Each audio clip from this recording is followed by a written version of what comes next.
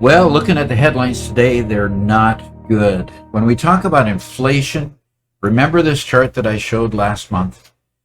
We talked about the fact that inflation last month, even at 8.3%, was the highest it's been in 40 years. In fact, you had to go across and see the 1980s to see that inflation had been nearly so high. Right now, we're sitting right up here.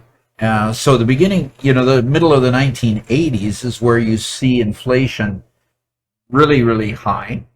And heavens, I hope we don't get to what we experienced in the late 70s, early 80s, because that was definitely brutal, to say the least. But the main headline that caught my eye today, catastrophically bad. Inflation report is boosting chances of a 75% basis point interest rate hike. Of course, that's by the Federal Reserve, who, as far as I'm concerned, has been sleeping at the switch for quite a while, and I'm going to build a case for that here shortly. They have watched inflation be above their range for well over a year, and all of a sudden, they're crying emergency, crying fire, and now they're going to do something about it finally. After keeping interest rates at an incredibly low 0.25, with the range being between 0 and 0.25, essentially no interest charged between commercial banks for getting loans at the Fed window. They're saying, the odds makers say, about 21% chance that the Federal Reserve is now going to give a 75% basis hike in June, which last month in May, they gave a 0.5 or a 50 basis point hike in order to tame inflation. And remember, you'd hear all the politicians saying, gosh, this is just transitory. And that's their fancy doublespeak for, oh, this is just a temporary thing. And then all last year, of course, you see the news media saying, well, a little inflation's a good thing. Well, let's look at what that little inflation was. That little inflation they're talking about, as of April of 2021, was at 4.2%. Now, the federal funds goal for interest rates or inflation rates is between 1 and 3%. Now, with their target being 2. So once it gets above 3, they're supposed to start doing something about it. So why weren't they doing something about it last April? In May, it goes to 5.0. It goes to 5.4 in June, July, and returns there in September. And then it's in the sixes in October and November. By December, it's at 7.0%. Now, the news media isn't talking about it, so the public isn't really aware of what's going on. The economists are watching this thing, and the Federal Reserve is sleeping. So what do we have at the Federal Reserve? We see the Federal Reserve funds rate sitting at 1.2%, and last year it was 0.25. And let's take a look at the history, because we see that it was at 0.25 through February.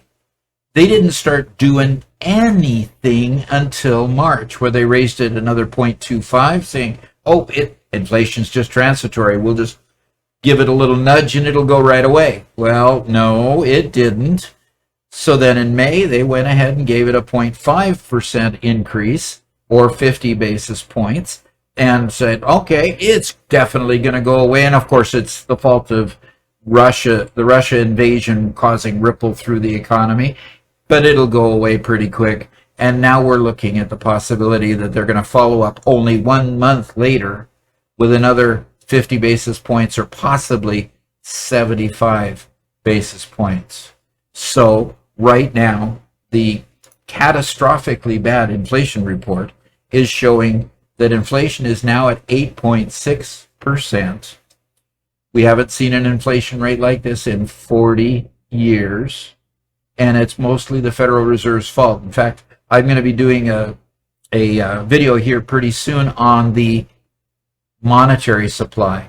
And you'll see that not only have they been asleep at the switch, but they've been printing money like crazy. And I mean, like a madman.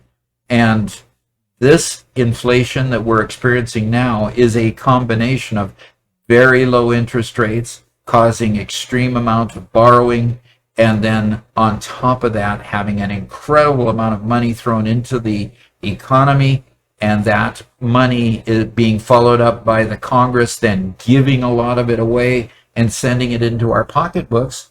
We didn't care about the inflation rate. We didn't even notice that inflation was taking bigger and bigger bites of our paycheck until finally we have the gas at the pump doubling in price in 1 year, and we have food prices going up dramatically, and we're starting to take notice, and now the news media is finally getting wind of it and actually giving us some good information, showing us that the inflation rate is incredibly high. Now, my guess is that the inflation rate is not going to settle down anytime real soon. It's good. This is entrenched. There's too much going on in the economy to have this inflation rate go down very quickly. We're going to be living with this at least all the way through the summer. And if we're lucky, by Christmas time, we'll start seeing the inflation rate start to tip down. I'll be really, really interested in the wholesale inflation, see if that is going up also, because if it's going up too, that's always the precursor to the inflation rate at the retail level going up. So we'll take a look at that too. And so if you like what you hear here, please hit the subscribe button, help me grow the channel, and see me again next month. We'll give another inflation report then. Thanks.